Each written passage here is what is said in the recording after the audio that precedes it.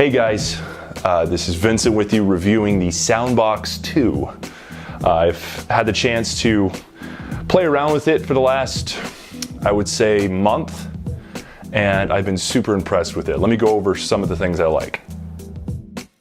And here is the Soundboks 2. So far, I gotta say, it was totally worth the purchase. I know currently they're selling it for about $900, and I know most people, they freak out and just quickly, jump off the web when they see that price, but there's nothing like this.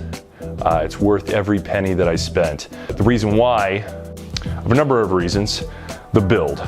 I mean, this thing, it is built like a tank, and honestly, it's not even that heavy. It's about 30 pounds. There are some videos online of people who have literally run over their speaker with their car, and it showed no sign of damage. Still working just fine. Let's see, the battery is here on the left side. You would just unplug it here, pull it out, and there's the battery. Extremely well made. Believe it or not, when I first received this, I accidentally dropped the battery down my stairs, and I freaked out because I was like, oh, I hope this thing works. I plugged it in, worked just fine. I'm not saying that you should go home and, if you decide to purchase this, you throw this down your stairs as well as a test. But I know it's still working for me. The battery life, for what it said online, was about 40 hours if you have it at a regular volume, and about 8 hours if you have this cranked up all the way. So here on the side, right here, you'll notice that they have an audio jack, like for an aux cable. You got the volume control. And what's nice about these knobs is they are really well made. Like they're heavy duty. It's not like they're gonna come off anytime soon. You've also got this knob here. It says off, indoor, and outdoor. Basically what that means is when you want to turn on the speaker, you switch to indoor. The blue light turns on for Bluetooth mode. Basically, you just pair up your phone. And indoor is basically just kind of the standard EQ that you would normally get. If you wanted to switch to something a little bit more heavy duty, you switch to outdoor, and what that does is it boosts the clarity and also the bass, the low end. Honestly, the outdoor, I honestly thought it was a little too much bass, which is, a good problem, especially if you're gonna be bringing this to like a boat party or just any party. They even said online that you can bring this to weddings, to raves, to house parties, boat parties, whatever you want. This is gonna be the loudest thing there. Unless someone spent several $1,000s on a PA system.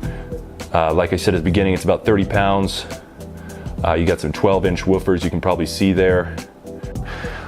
Some people were complaining online saying, hey, the mids were not the best quality. Well, here's the thing. This thing is not meant to be like a speaker, accurate studio sound. Like, this is supposed to be a loud boombox that's supposed to fill up the room and get people dancing. And it's meant to be portable and well made. I may have mentioned that it's also waterproof. Now, when I say waterproof, I'm not saying that you should just go ahead and throw this in a lake. What they say online is basically, if someone spills a beer on there, which they have, I had to, clean this thing off. It was all sticky after a party one time because of multiple drinks that had fallen on it. But still running properly. No issues there. Like, you can throw multiple drinks on this thing and it will be just fine at the end of the day. Also, one other thing I wanted to mention is when you first receive the box, it comes with multiple cables. I threw away the other cables because they were like European adapters, which I did not need. I live in the US, but this is the AC adapter. What's nice about this is that, let me untangle this, give me a second. Okay, so here it is untangled. It has an interesting hookup connection. Basically, if you want to be able to, Okay, let me brighten this up just a tad, just so you can see what's going on. Okay, so if you want to be able to hook this up to the wall, but also charge this, you just unplug the battery, and you hook up the AC adapter to the battery here. You know, if I can do this with one hand, give me a moment. Okay, so you hook that up there, and then you plug it into the side. And there you go. So basically you take the other end of the AC adapter, plug it into the wall, and it starts, you know, playing this thing, but also charging the battery right here. So very well thought out. So yeah, that's the Soundboks 2. If you want to look more into the details, like the specs, for example, like the decibel levels are around like 122, which is crazy high.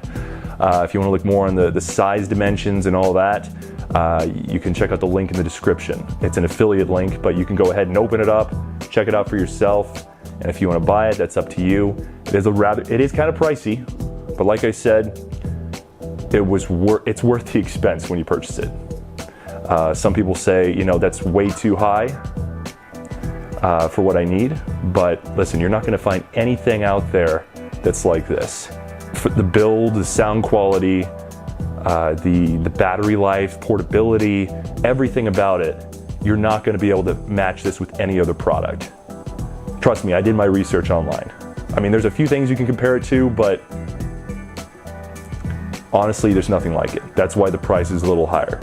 So yeah, this is one of my first reviews, so if you want to see more stuff like this, I'll be covering a lot of sound equipment, recent books that I've been reading,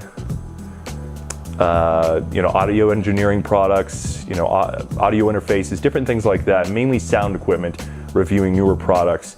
If you want to see more stuff like this, feel free to subscribe, like, or whatever you want. Feel free to follow. Thank you for watching.